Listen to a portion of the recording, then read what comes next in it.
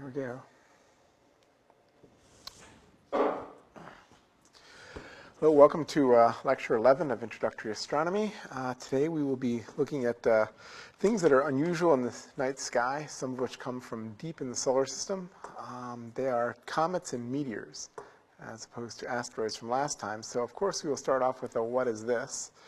So let's say you were to go outside and see this. What would be going on?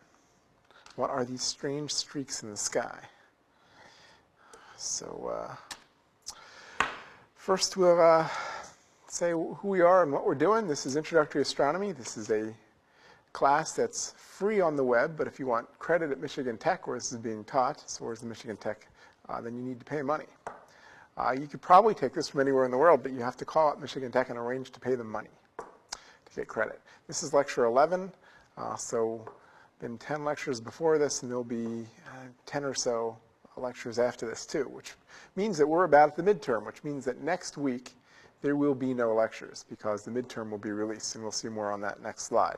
So next time we're going to start with stars, our galaxy, and then go out into the universe. And so we'll start with the sun as the closest star. So I am Robert Nemroff. I am the professor teaching this course at Michigan Tech. And so this course, as I've said a couple times, does not require one to use a textbook. We're completely going off of Wikipedia and the Astronomy Picture of the Day website, which I think is, Wikipedia is advanced enough to have pretty much everything we need, complete enough in introductory astronomy, and that combined with APOD brings one more up to date than your average textbook. If you want credit, you need to go to courses.mtu.edu. So, what are you responsible for? Well, this is a more detailed slide, second slide than usual on this. So you're responsible for the lecture material. There'll be no lectures next week. So the next lecture, more specifically, will be on Monday, October 13th. You'll be responsible for the listed Wikipedia entries all the way up to the midterm, but not higher math there. And you're responsible for all the astronomy pictures of the day that were reviewed, and we'll be doing 7 more today during this class. So the APOD's posted during the semester. So what about the homework quizzes? So you should have done 1 to 4 already. Because 5 was released late, it will be available until Friday, October 10. Homework 6 will be available later today and will be due Monday, October 13. On October 13, which is a week from today, on a week from today, which will be, what day is a week from today? I don't have my,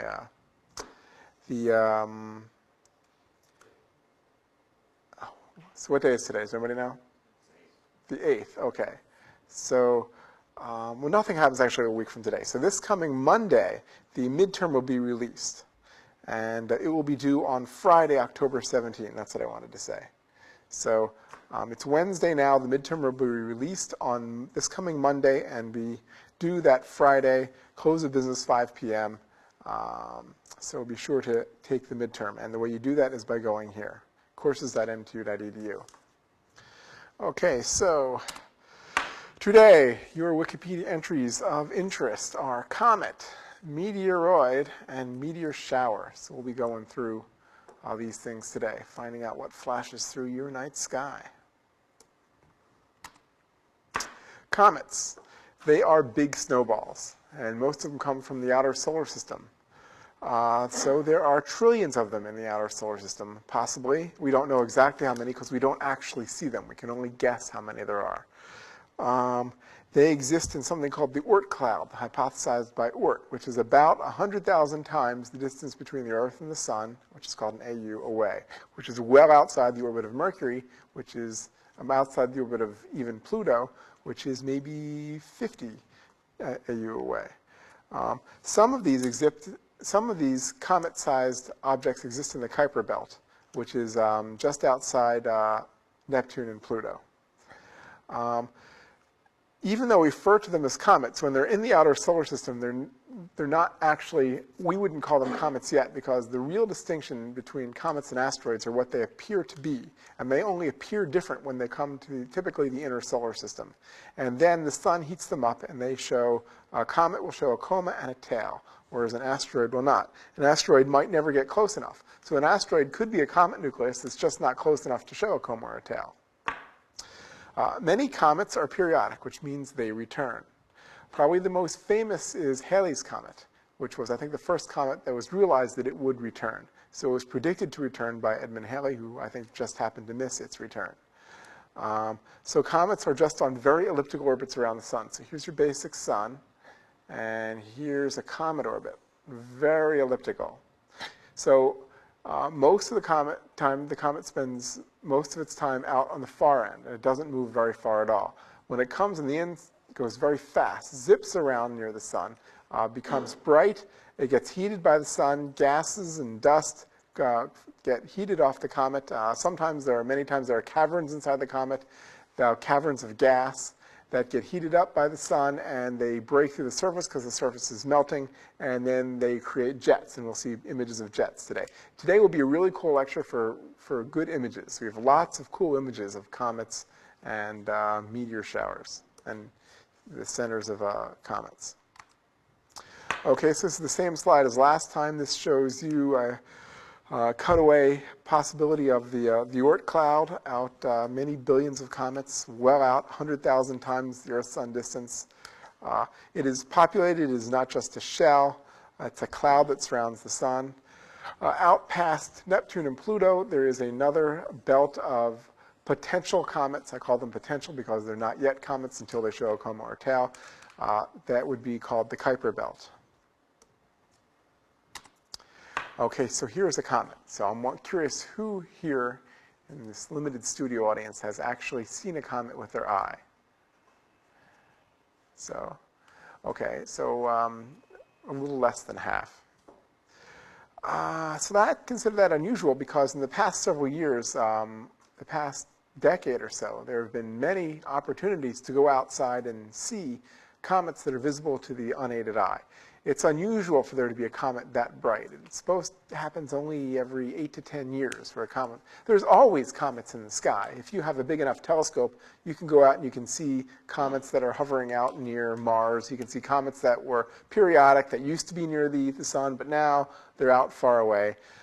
Many comets are unpredicted. They're not periodic. We didn't know they were coming in. Sometimes they're only known to become bright a month or so before they do become bright. And then that's exciting. So later this year, there could be the Great Comet of 2008. But so far, there has not been. Well, in the very beginning of the year, there was Comet Holmes, which we'll talk about. So here's what a comet looks like. This is Comet NEAT, just named for its discoverer, I think, which is a project, the NEAT project, which I believe is a computer-based search, which are so popular these days. So here you see the coma of the comet. You can't see the very head of the comet. Comets are, remember, big snowballs.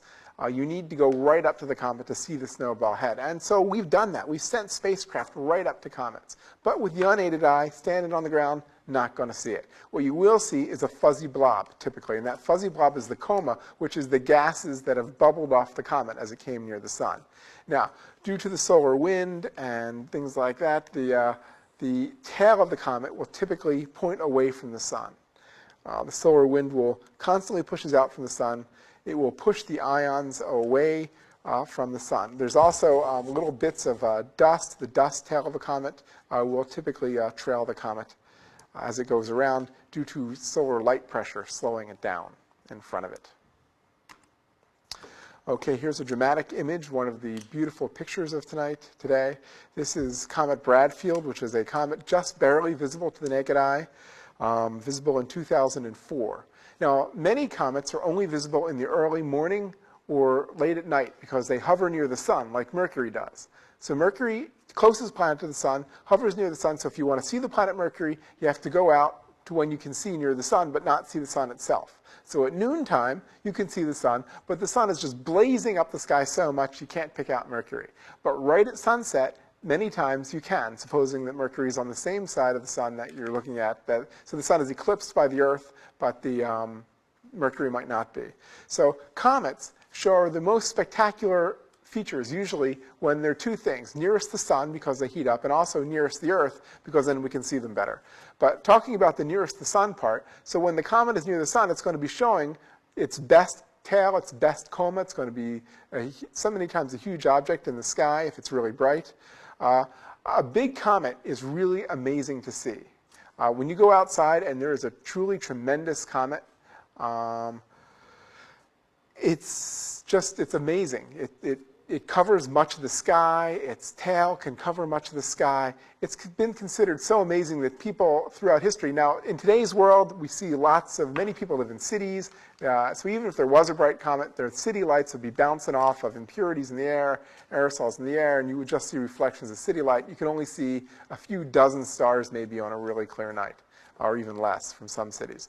Here in Houghton, you go out, you can see many more stars because the city lights aren't as bright. So we can also see more of comet tails. You can see deeper into the comet tail because the city lights aren't dimming it out, aren't making the glare so much.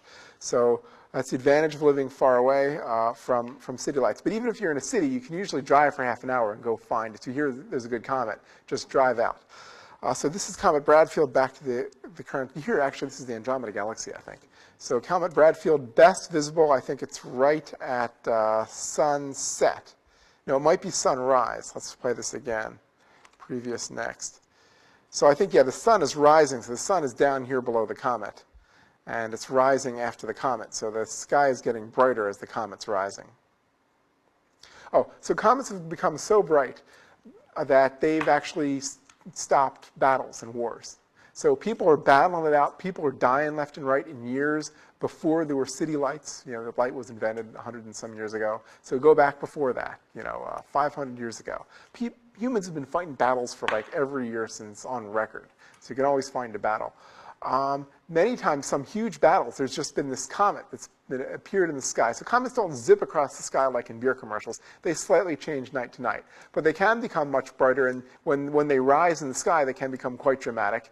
And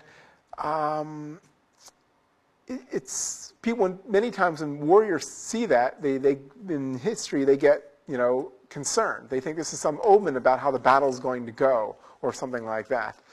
And it can change the course of battles, where suddenly one army loses faith and the other army then perceives this as a positive omen and attacks, or they both wait for the comet to set or something. Meteor showers can also do this too. A truly amazing meteor shower, when you go outside, it's just incredible to see.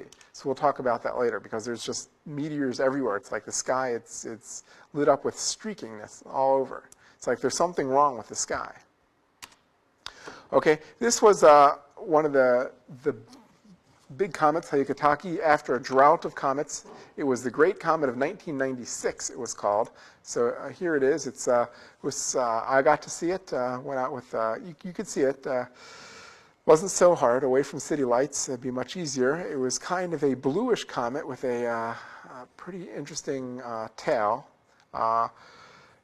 Again, it wasn't seen, a bright comet like this wasn't visible with the unaided eye for many years. So this was a very heavily watched comet. Here you see in the southern sky what it looks like on a long duration exposure. This is a fisheye view of the entire sky. These are city lights over here. This is the band of our Milky Way galaxy. And you can see besides that, the most notable thing in the sky is this comet. So they are really quite notable when they're out there. It's Comet Hyakutake. We get lots of pretty pictures. This is one of my favorite comet pictures. Here you can see the two types of tails of a comet. This tail here is the dust tail. It is essentially dust that's come off the comet that is reflecting sunlight. So the color of a dust tail is sun-colored because it's reflecting the sunlight. However, this here is the ion tail. So what you're seeing there is electrons recombining with protons and emitting light, particularly blue light.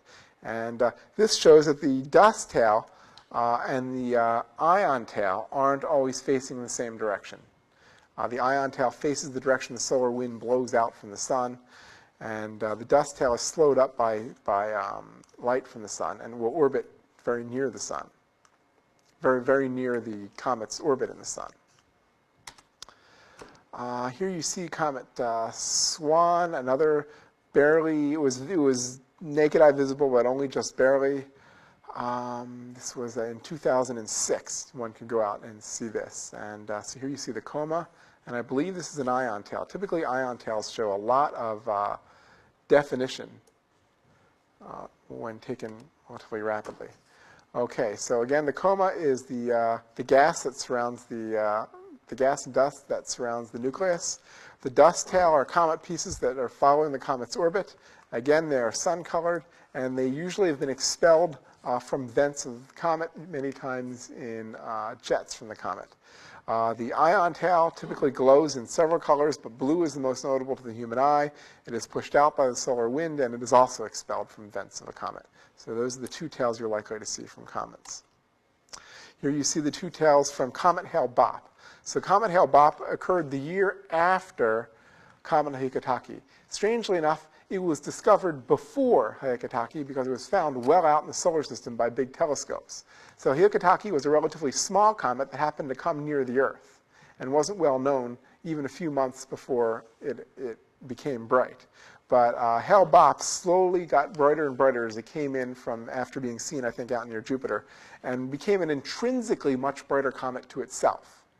But we were close to the orbit of Comet Hyakutake, so that's why that appeared bright. But with Comet Hale-Bopp, we weren't all that close. But since it was intrinsically bright, it was also quite striking to see. Here's the dust tail, here's the ion tail, here's the coma. Some very pretty pictures taken of Comet Hale-Bopp. So comets many times are named for the discoverers. So their two discoverers were Hale and Bopp. No surprise there. Okay, in 2005, there was a comet here you actually see from this perspective, I believe the dust tail is actually going in this direction, and the ion tail is crossing the Pleiades star cluster.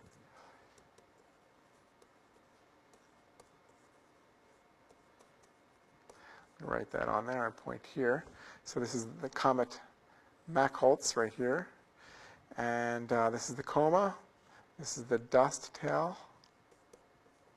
And here's the ion tail. And it looks real pretty. Oh, this is comet Ikea-Zhang, a comet that just barely became. These weren't spectacular comets. If you went out to see them with your unaided eye, you could just barely see them. But this one, there was a pretty cool movie taken of its ion tail fluttering in the solar wind as the wind came out from the sun. Let's go back and see it again. Here you can see there's a knot of gas moving out. Let's do that one more time. These things here, these are stars. So what's happening is the imager, the astrophotographer, kept the comet in the same place in the frame. So you can see how it changed relative from frame to frame. But to do that, since the comet is moving relative to background stars, the stars appear to move. So that's why the stars appear to move. We'll look at this one more time because it's cool. And we have an even cooler one coming up here too.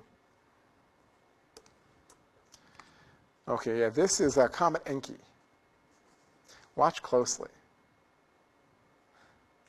There, okay, so Comet Encke is showing an ion tail that is flapping in the solar wind. Now, it doesn't mean this isn't a real-time image. This takes place over hours, I think, at least. Then you see a big front of the solar wind come by, and it totally disconnects the tail, the ion tail of Comet Encke. And then another one grows in another few hours as the comet releases more gas. So Comet Encke is actually a comet that shows tails, but is a periodic comet. Hyakutake and Hale-Bopp won't be back in our lifetimes. Sometimes they're just once and done comets. They're so far out in the Oort cloud, they came in, they zipped near the sun, and they're probably going back out to the Oort cloud. So this one was taken in 2007, this movie, April 20th. It was taken by a spacecraft that's supposed to look at the sun most of the time, the stereo spacecraft. So it's showing what I said. So Comet Encke is actually a periodic comet. I think it repeats relatively, you don't have to wait too long for it. It repeats relatively frequently. I don't know the exact time of how often it comes by. 3.3-year orbit. So Comet Encke actually repeats its orbit every 3 years. So To the best of my knowledge, no movie like this has ever been taken outside of this event. So that's pretty cool. So you learn something. Keep looking. Okay, so you too can discover a comet. You think, now how am I going to have most comets that are famous? They're discovered by either by dedicated amateurs standing on hilltops for many, many hours, looking for things on the sky that seem to move slightly. So they're standing there for hours. So most people don't have that kind of interest to try to find comets. And if they do, then what happens is you go inside and you send an email to the International Astronomical Union, their telegraph office, used to be telegraphs, now it mostly does emails, that then will record the time that you said there was a comet and your observations as to where it is and how bright it is, and they'll wait to see if other things come in, and if they do, then they'll see who was first and who saw it first, and then if you're the first or possibly one of the first two, if there's a debate, then your name could be associated with that comet. Again, these days many comets are discovered by automated telescopes. So images are taken automated of the sky. They're not fed to any human. They're observed by a computer that searches over them and looks for anomalies. And the computer picks out an anomaly and then tells a human. And the human says, oh, yes, that looks like it's going to be some kind of a comet or something. However, you don't have to do this. You can become, I don't know, sort of famous or find your own comet by just looking at other images right on the World Wide Web. Most comets are not bright to the Earth. They're very dim, and they only become slightly bright when they go very near the sun, because then they basically blow up. The sun is so hot when they go near the sun that they lose all their gas and dust, and they just break up into pieces and totally melt and evaporate.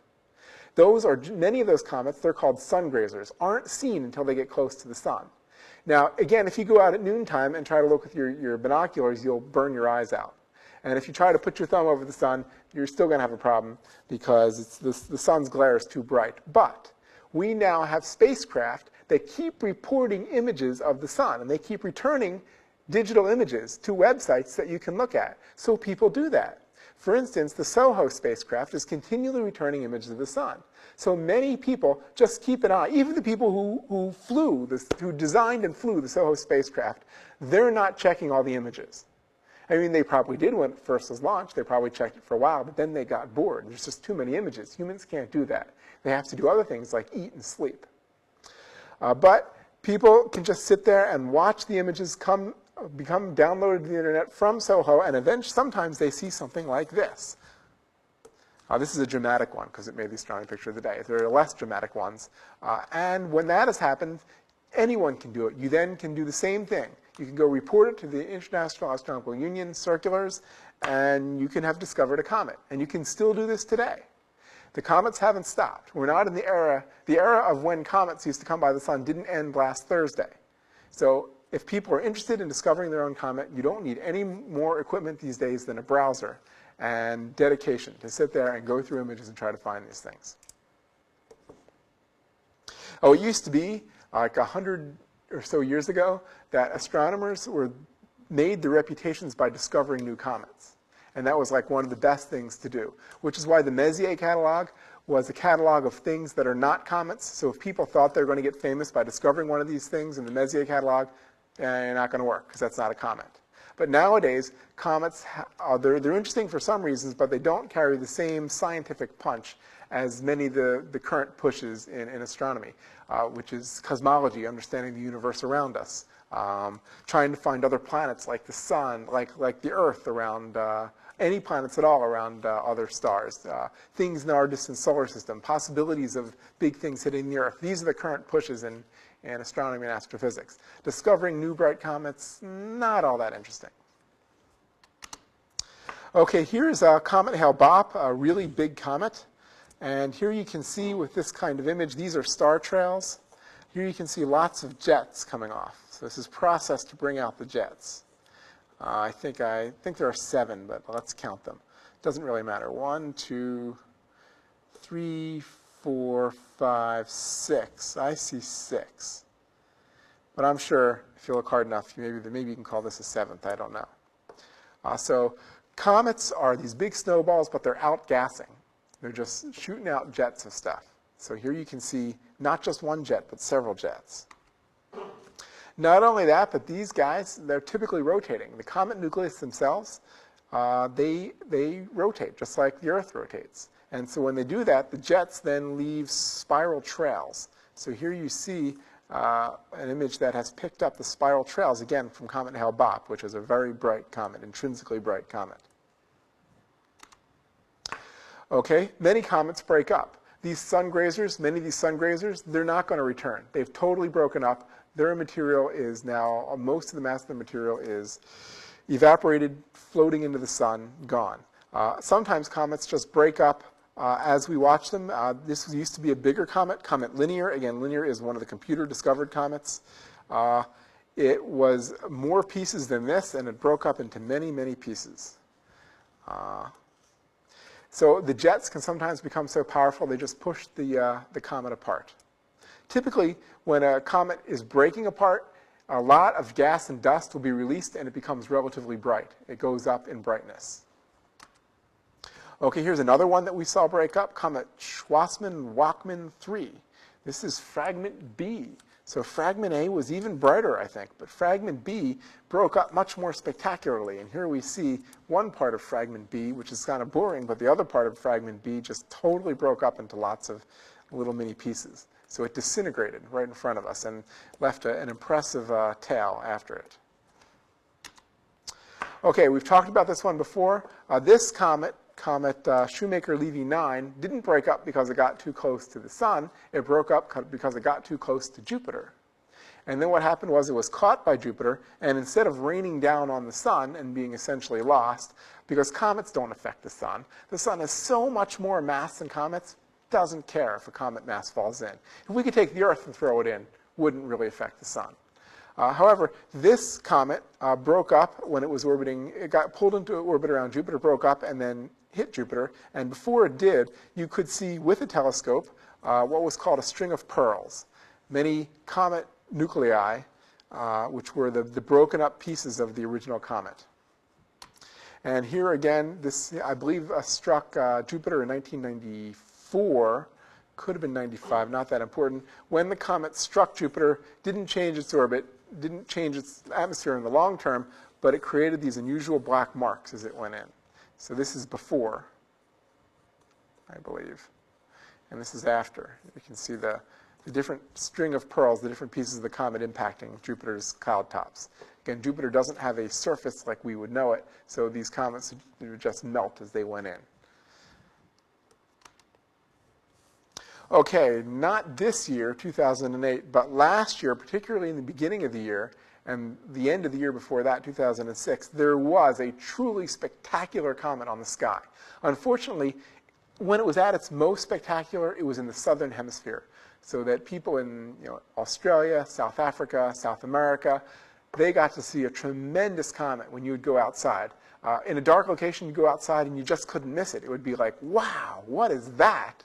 So even though comets don't have very much mass compared to planets or the sun, they can reflect a lot of sunlight and look very impressive. So if people were as superstitious as they were thousands of years ago and there was some war, it might have been affected by these comets. Oh, also, sometimes comets indicate, the existence of a comet in the sky indicates sometimes that the present emperor or ruler might be on the way out. There's some change in leadership coming, some people think. Now, we know now that comets are unrelated to this. They're just, they're big snowballs that happen to come near the sun.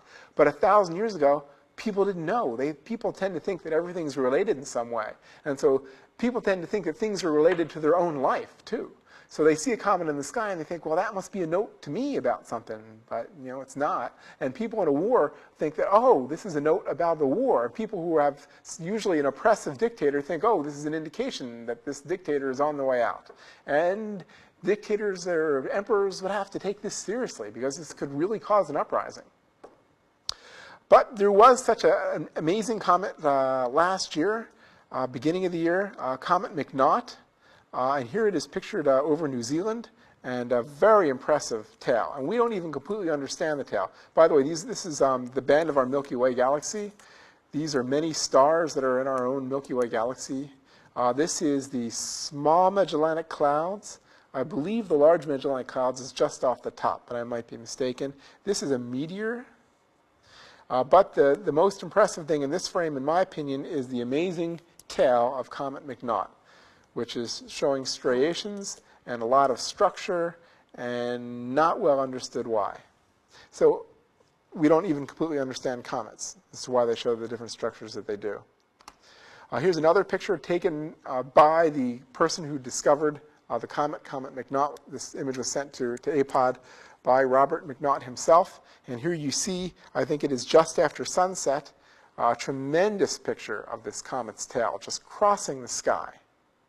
So it wasn't just a thing you had to find where it was in the sky. When you went outside, it was like, oh, it covers that part of the sky. A very impressive comet. Here you can see it's the clouds in front of it there.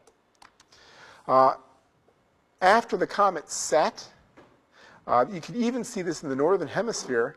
There was unusual things coming up from the horizon that hadn't been seen before. These are, the comet tail is still reflecting sunlight, even though the comet head and coma, well, particularly the coma, is not visible. So even people who are hardened sky gazers, who are, they know the sky really well, they hadn't seen anything like this. Going out at sunset and not seeing necessarily a comet or the planet Mercury, but seeing these strange tentacles of the tail, the dust tail of a comet, Comet McNaught, and we don't even see the comet itself. So the sky can show surprises even to veteran sky gazers. There's sometimes new stuff.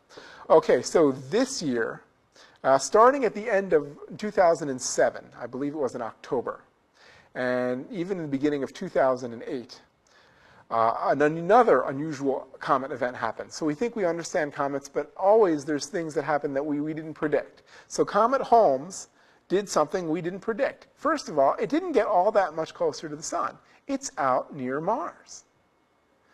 And for reasons that we don't understand, it just underwent a tremendous outburst and became close to 1 million times brighter than it was a few days before. It just lit up. And apparently the explosion of dust and gas that came off of its surface, I guess, October 25th, it went from not being visible to the naked eye to being easily visible to the naked eye, to being the biggest object around in its area, and then slowly the big coma it had dissipated into the next year. And now I think the comet has faded back to where you can't see it anymore. Actually, I haven't tried looking for it recently. I'll be interested to see how far it's faded down. But here again is a comet. You can see the coma growing over months and dissipating. Okay, so we have the technology these days to go right up to comet nuclei, never seen before modern technology. So in 2004, the Stardust mission flew right by Comet Wild, I think it is, sometimes called Wild. And so here it keeps looking at the comet nucleus as it goes by, and this is what it is. So this was not the very first time we saw a comet nucleus, but it was one of the better images that's ever been taken. So as it gets bigger and bigger is the approach of the robotic spacecraft to the comet nucleus, and as it gets smaller is as when the spacecraft is moving away from it.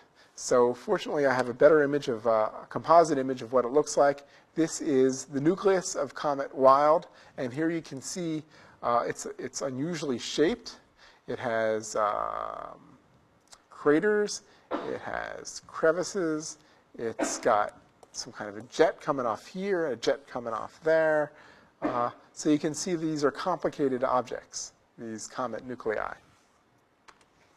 Another one looks like a bowling pin, Comet Borley. The Deep Space One probe was the one that happened to go right past that one.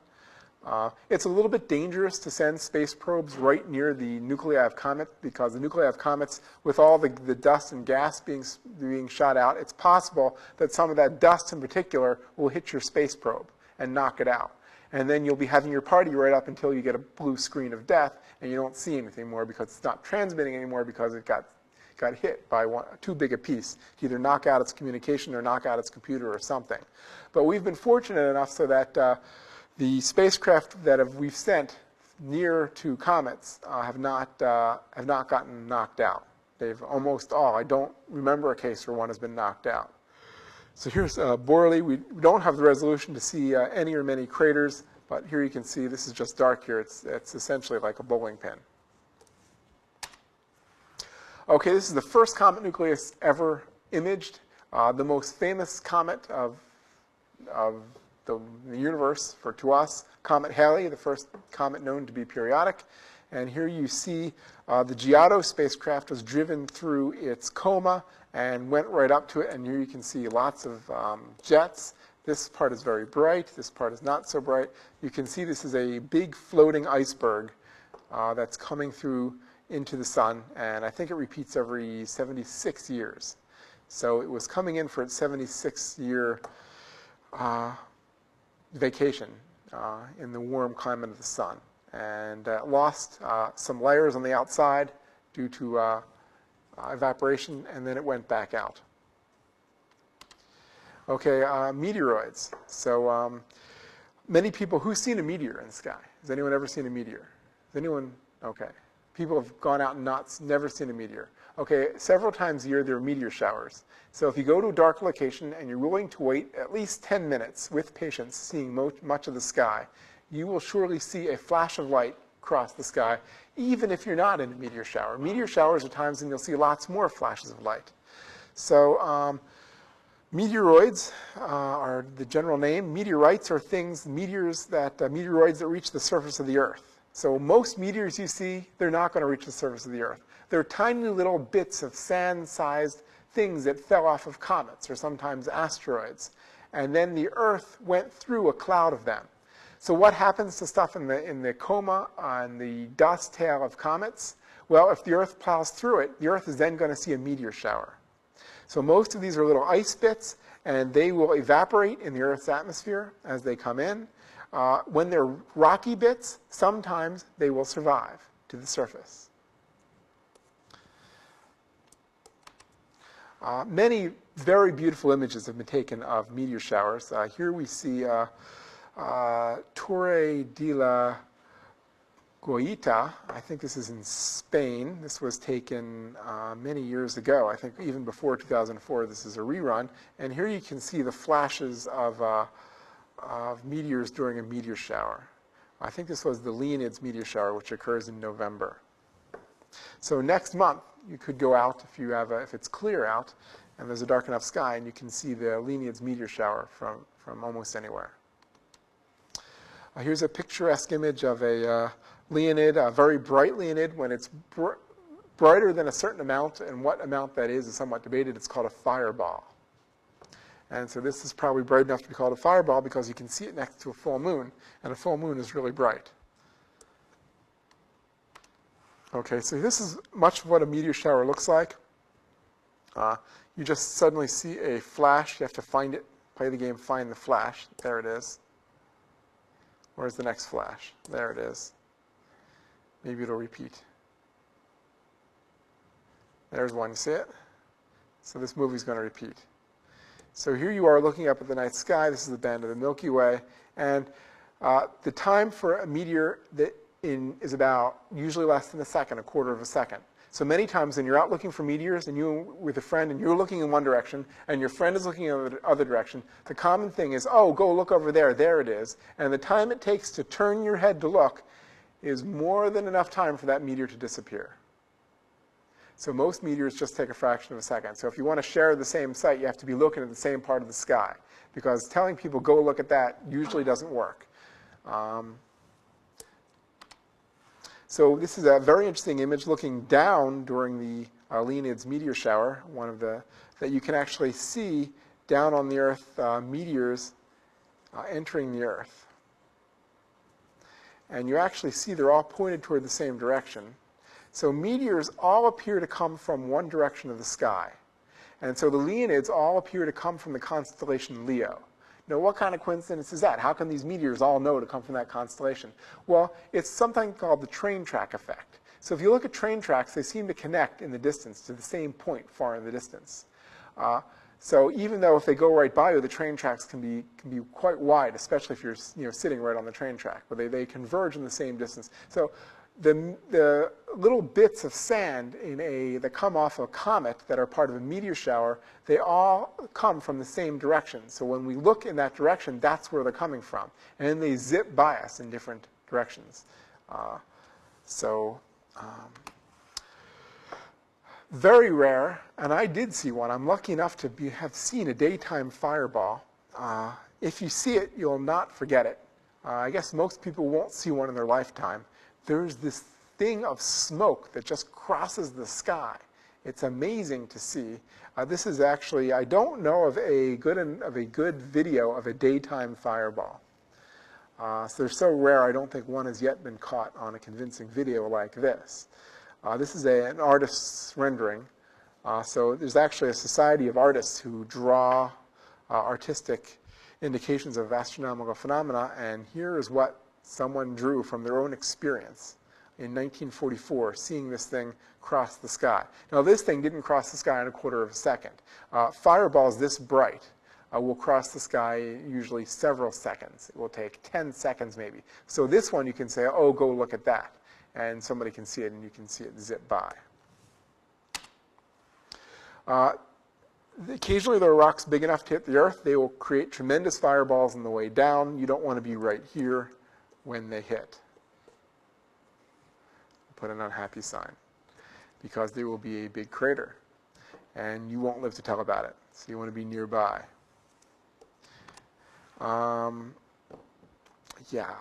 So this is one of the bigger ones of modern history. In 1908, in Siberia, there was a tremendous explosion of a meteor entering the Earth's atmosphere and exploding with the force of a nuclear explosion, knocking down trees for long periods. It got so hot that people had to take off their shirts and stuff like that and lie flat as the tremendous repercussions of the explosion knocked things down. So this will be one of the brighter fireballs that you would see. I don't know of anyone killed by the Tunguska explosion. There are, urban legends that it was some kind of black hole that hit the Earth, but clearly the best explanation is this was a big meteor that exploded. What happened to the meteor components is somewhat debatable. They think it might have ended up creating a small lake or at the bottom of a small lake. But I think this expedition was to the area where the Tunguska explosion occurred was even a year or so later, and here you can see there's just dead trees lying everywhere, pointing away from where the thing exploded. Okay, so meteors are mostly left over to review bits of comet bits. They're typically the size of a grain of sand, the ones you see. They're associated with parent comets, most of them. Some meteors, and this is controversial, are thought that maybe they're coming from outside the solar system. When enough images of them are shown to reconstruct their orbits, they're on something called a hyperbolic orbit, which means they don't appear to match up with any known periodic comet. And we might just be going through some debris in our galaxy, and some of it hits the Earth. And so here's one of them. Sometimes we used to get calls, when I was a graduate student, particularly at the University of Pennsylvania, we got a call from somebody who was worried that they were going to be hit by a meteor. So one thing we were thinking of doing is we were thinking of selling them meteor insurance. And then we would get money from them, and then we would figure the chances of getting hit are so small. But we decided not to because the person sounded somewhat unstable, and we thought they might try to claim the meteor insurance. And then we'd get in an expensive court battle trying to prove they didn't get hit by a meteor. Typically, though, if you are a homeowner out there, you will have to repair your home because of meteor damage every 100 million years. This is Comet Tempel-Tuttle, the parent comet for the Leonid meteor showers that come out of Leo. This is a piece of debris. This is actually a piece of something that would have caused a meteor that was caught by the Stardust mission. And so this is it here. And this is called aerogel. And it caught it. It slowed it down so that you can see the little piece at the end. This is a video of a fireball. Not the kind that would have created the Tunguska event, much dimmer. But still, impressive to see. If you're out there and you're looking anything close to that direction, you're going to say, wow, did you see that? And if the other person looking anywhere near it, they would have seen it. And even if they're looking the other direction, they might have seen reflected light by it. This is a video of a meteor actually exploding. Meteors explode all the time, and they don't knock down trees because they're much dinkier. Typically, the smaller things are, the more often they happen. So this is caught by the ROTC team for observing the sky for other purposes. At the very end, you see actually another meteor trail there. Okay, even though it won't happen to your house for another 100 million years, it'll happen to somebody's house occasionally, and this was in 2005, when these people were minding their own business in Chicago when a meteor broke through the roof, bounced off the wall, and then struck the printer. So when, your roommates or housemates come back and ask why their printer's broken, you could say, this thing right here smashed in and broke the printer. And it's unusual for that to happen. There is a famous car, I don't think I have a picture here, that got hit, the trunk got hit. And you can see the picture of it. I think that car actually can be sold for a lot of money. It has been sold for a lot of money. A lot are not known about meteors, including most of the time meteors happen so fast we can't point a telescope to them, and we don't know what their spectra is. But here was a very large telescope, one of the largest ones on Earth, an 8-meter telescope that happened to be looking at something else, and a meteor went through its field of view, and it had a spectrograph on it, and we were able to find out a lot of the elements that were in that meteor. So that's of a lot of interest. There have been some okay meteor showers this year. These are the Geminids of 2007. Actually, this is from last year. So this is a time-lapse image where the many meteor images were superimposed on a single image of the sky, and here you can see that they come from the constellation of Gemini, which is right there. Earlier, actually just a month ago, there was a meteor shower. It's the Perseids. I always forget which one it is. And here you can see lots of meteors coming down actually toward the constellation of Perseus, and there's someone watching them. So there are even meteor showers this year. This is a relatively recent picture. And there will be one coming up next month as well. There are ambient meteors almost every night. So here we're back to the first image we showed.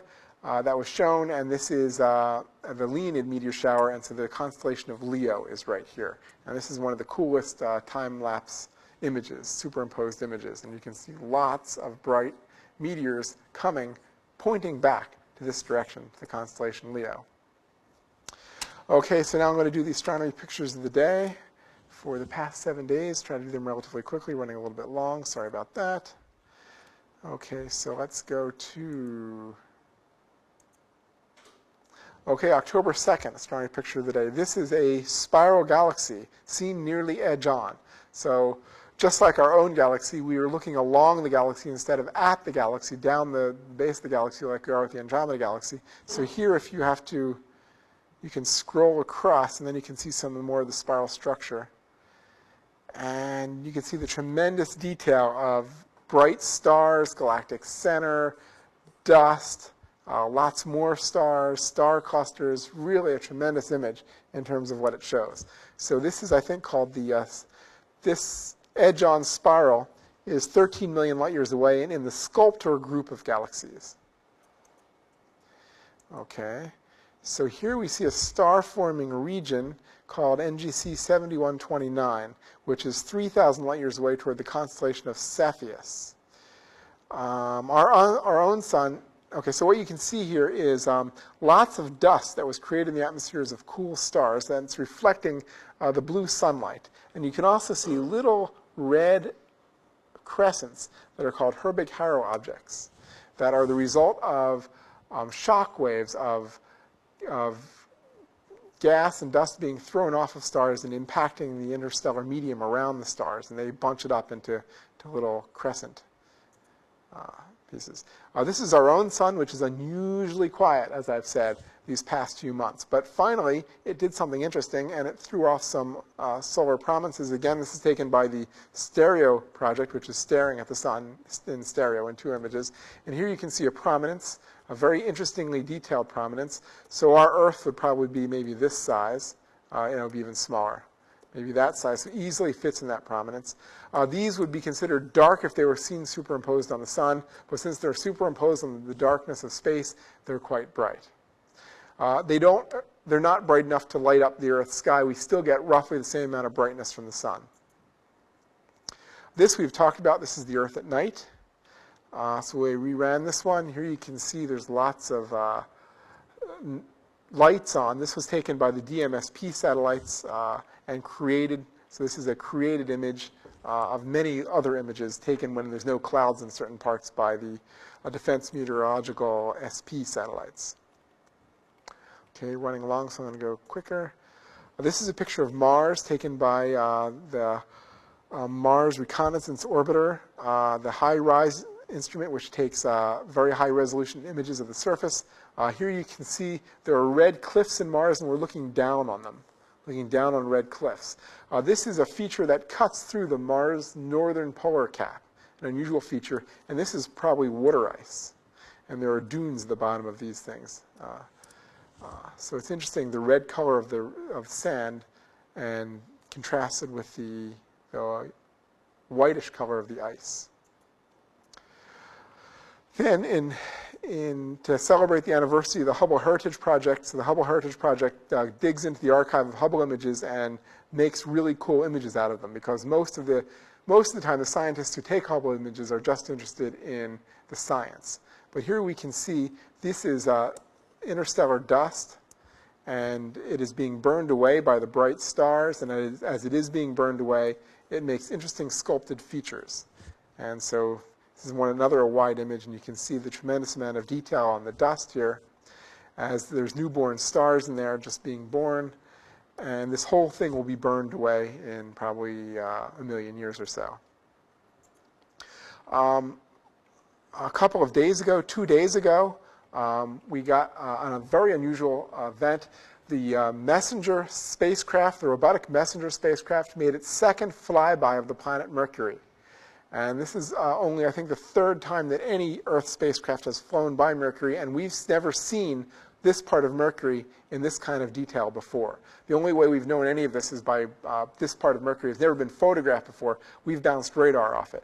There's an unusual crater here that has these very long rays, and we're not exactly sure why. These are rays that seem to run across much of the planet. So this is Mercury. It's a dark world. It's a hot world. It's a heavily cratered world, and we're getting much more images of it now with the Messenger spacecraft. Messenger will fly by once more and then enter orbit in the year 2011. Okay, so that will do it for this week and even for next week. So I will return not this coming Monday, but a week from then. And so next week we'll have the midterm. And so good luck with the midterm, and I'll see you next time.